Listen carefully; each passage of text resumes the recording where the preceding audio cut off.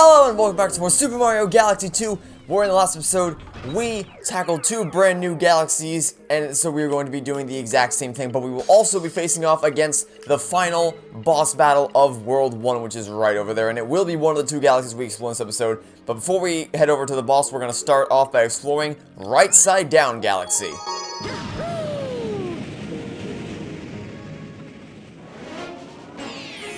Let's tackle breaking the laws of gravity.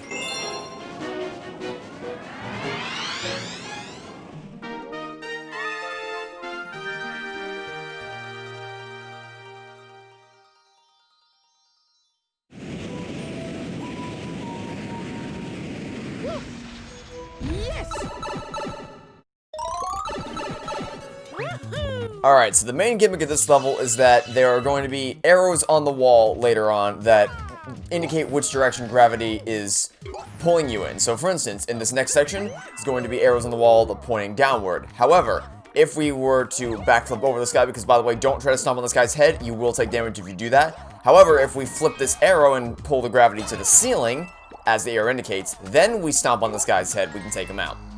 Anyway, to complete the main mission, you want to follow this trail of coins to the right-hand side, but we're not actually going to do that because we're going after a secret star, which we can only get by going into this green pipe right here. Now it's time to introduce you guys to the Fire Flower. Not that this power means any explanation, but you shake the remote to shoot fireballs like this. Anyway, so now we're going to hop into this orange pipe, which is hidden inside that crate right there. And yep. Remember these types of power stars from the first game? Well, they're back. But I have some good news. They're significantly less annoying this time because you actually have some control over it instead of just throwing bombs at yellow dots and hoping that maybe it destroys all the garbage. So, it's not as bad as in the first game, trust me. Anyway, this is the end of the road for all the trash in the universe. So many boxes, it's getting way out of control if you ask me. Do me a favor and burn all of these as fast as you can. What do you say? Sure. Alright, I'll leave you to it. There are multiple different ways you can do this. I recommend the first things first, shake your remote once to fire a fireball to the top, then turn around and do the same thing behind you. Fire a fireball moving towards the bottom left, then align yourself with these boxes, move to the top, and then do the same thing with these sets of boxes. Fire one moving to the top left, fire one moving to the bottom top right, then align yourself right here, fire a fireball straight down, and then just mop with the remaining ones right over here.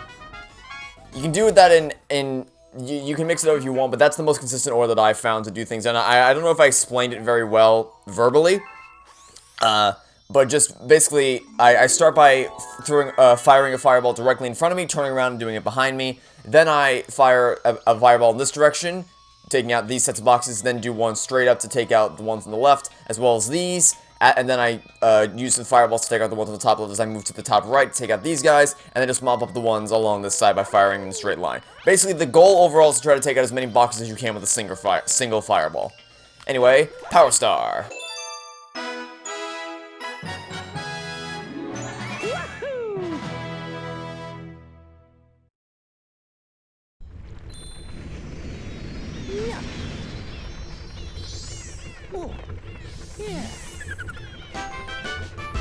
You got a hidden star, the Great Crate Incinerator, Rightside Down Galaxy, 10 power stars.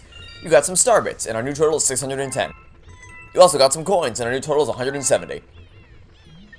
Okay, now let's go ahead and once again return to the Rightside Down Galaxy.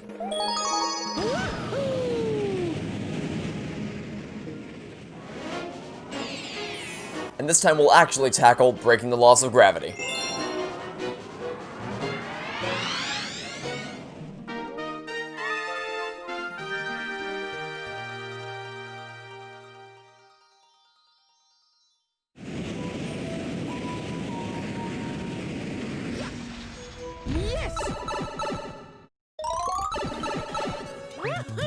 Alright, beginning of the mission is just the same as it always was beforehand. You just hop over to this flower and shake the remote to flick yourself up to the right. Don't stomp on this guy until you flip the gravity around.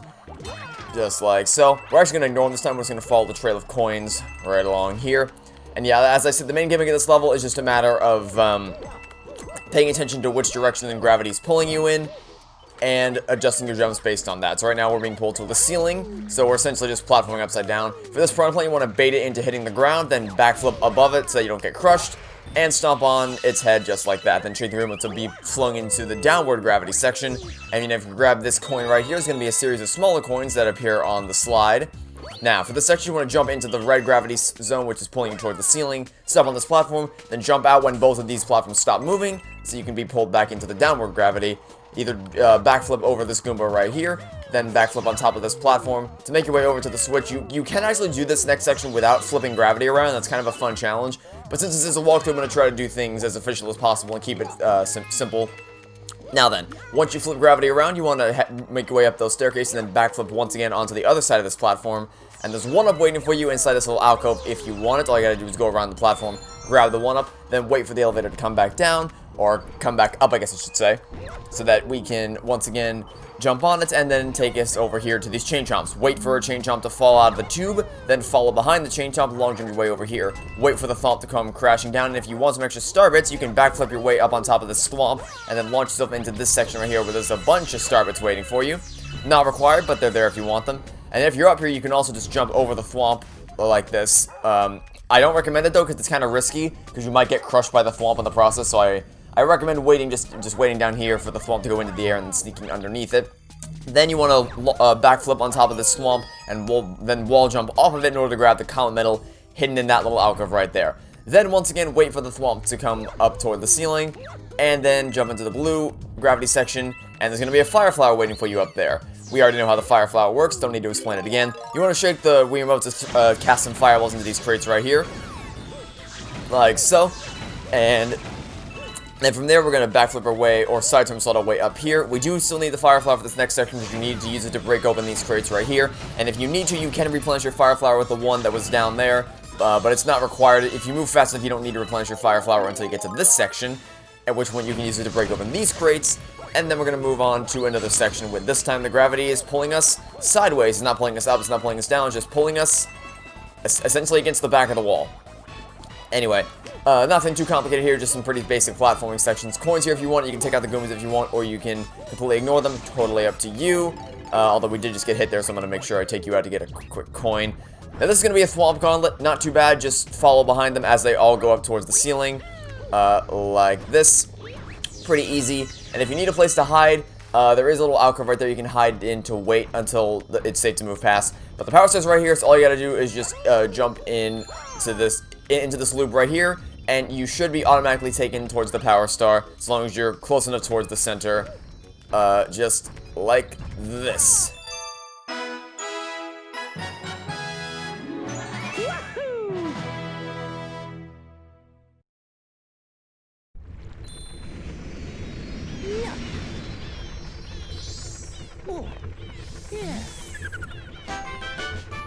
You got a star, breaking the laws of gravity, Rightside down galaxy, 11 power stars. You got a comet medal, and our new total is 6. Galaxy complete. You got some star bits, a total of 673. You also got some coins, and our new total is 236. Alright, well, that is all we can do for World 1 for right now. We've cleared out the first set of galaxies, the Sky Station, Yoshi Star, Flip Swap, Spin Dig, and then the latter half with Fluffy Bluff and Rightside down. And you'll notice this one is actually completed because there are no secret stars or prankster comets or anything that will be coming back to this galaxy, so we won't have to return to this galaxy until after we collect 120 power stars. And if you don't know what that means, don't worry, I'll keep it a surprise, but if you do know what it means, then, well, you know what it means. Anyway, that's all we can do in World 1 for right now, so now let's head over here and access the final boss battle of the first world of the game. And that is Bowser Jr.'s Fiery Flotilla. Let's go fly to this galaxy.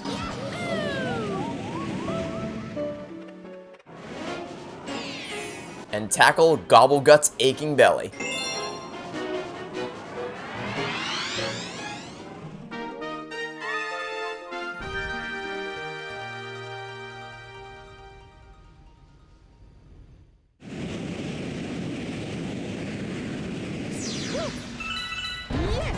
Welcome to the first main boss battle of the game. We've had some mini boss battles here and there. We had PB Piranha, we had Dig a Leg, things like that. But this is our first boss battle against either Bowser Jr. or Bowser. And the way that the worlds work is that for each world you will face off against either Bowser Jr. or Bowser, and it will alternate. So for World 1 we're facing off against Bowser Jr., so World 2 we'll face off against Bowser, and we'll alternate until we get to the end of the game. Anyway, to get the common medal, you want to stand on top of that block down there, and then backflip your way on top of the thwomp. Like so. And even if you've already broken this, don't worry, it is still possible to get on top of the thwomp. Just backflip off the thwomp, and then wall jump, and then spin back like this. Now something cool is that if you long jump towards the castle, spin, and then wall jump your way up on top like this, there's a bunch of star bits hidden on top of the castle, as well as a 1-up right here. And I believe you can actually long jump your way out to that planet right there and completely sequence break the game and skip this bottom section. But we're not going to do that. Where's the fun in that? Instead, we're going to hop on down here and defeat, oh, well, it appears that I've already sequence broke because the switch was flipped automatically by me going on top of the castle. But if you don't do that, then what you want to do is flip this lever right here so that you can access this next section, and then just hop into the Sling Star and launch yourself up to this next planet right over here. Now then, just a little mini gauntlet to get through before we can get to the boss itself, and I do highly recommend you grab the 1-up mushroom that you're going to find over here. So let's just go ahead and grab this real quick before we hop into the launch jar, because while the boss fight isn't particularly challenging, it can be a bit of a nuisance. Either way, make sure you have the life mushroom and then launch yourself over to the boss planet.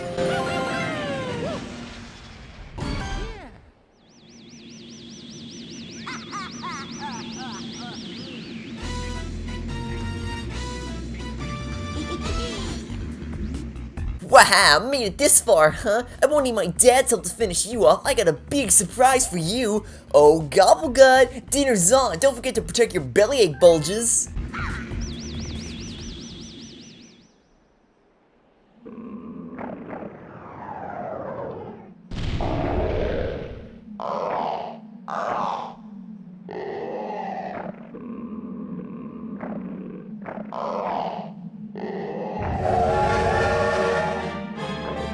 So in case it wasn't clear, the way to defeat Gobblegut is by spin attacking into his little red bellyache bulges, which is pretty easy. For the first part of the boss fight, all you have to do is just run away from him until he dives into the ground like that. Then wait by where he goes into the ground and repeatedly spin attack all the bellyache bulges as they appear. Like so, you should be able to hit 3 of them before he charges at you. The goal is to hit as many as possible before he comes back to charge at you. And on the perfect run, you'll be able to hit 3 of them before that happens. And that was the perfect run. So now we're going to do the same thing we did last time, just run around the planet until he eventually gets mad enough to dive in, which he's about to do right now. There he goes, he's getting super mad. Now we just wait by here for the bellyache bulges to pop up again. We're going to hit this one, and oh, I missed, okay, that was my bad, so that's fine. Looks like we're only going to be able to get 1 on that run. That's because I messed up. I messed up horrendously, actually. I just failed the spin attack, but that's fine. Even if you miss, don't worry, you will have more chances to get the bellyache bulges in future runs. So, no worries whatsoever. And actually, the one that I missed is probably the hardest one to get out of the bunch because you have to hit it right as Gobblegut approaches you. So you just want to spin attack it and then move out of the way as quickly as possible so that Gobblegut doesn't get you, then attack the last one, and that's the boss already defeated.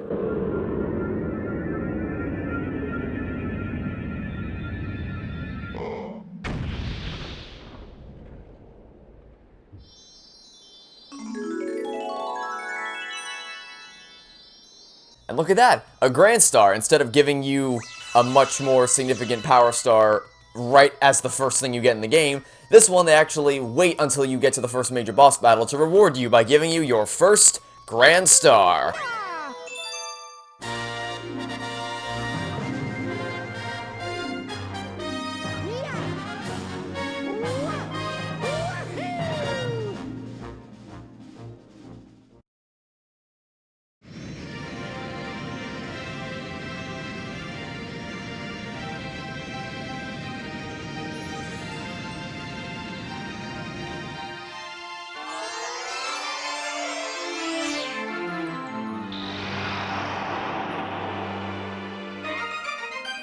Portal to the next world opened up.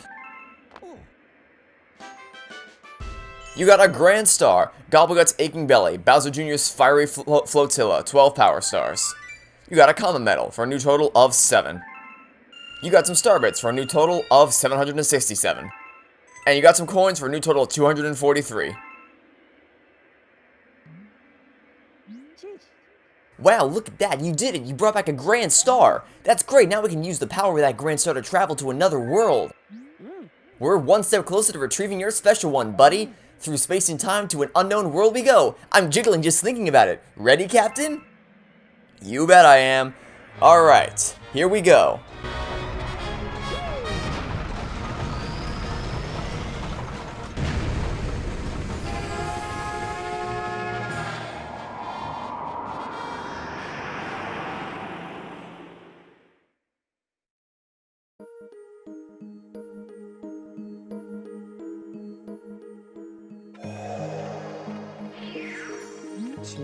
Wow, take a look at that. We found an entirely new world. Looks like there should be plenty of power stars here. Go ahead, we're all counting on you, Captain.